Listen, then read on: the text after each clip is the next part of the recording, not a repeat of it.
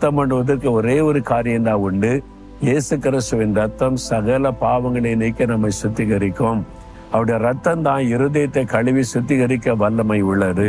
இயேசு கிறிஸ்து தான் நம்முடைய இருதயத்தை பாவமற பாதுகாக்க வல்லமை உள்ள தேவன்.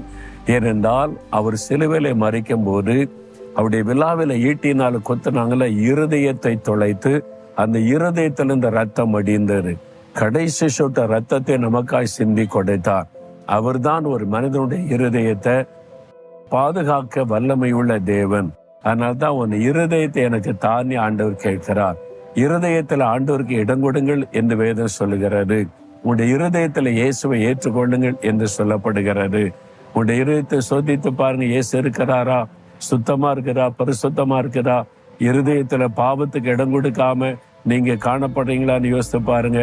இல்லாட்டா இன்றைக்கு சொல்லுங்க, இயேசுவே உம்முடைய ரத்தத்தினால் என்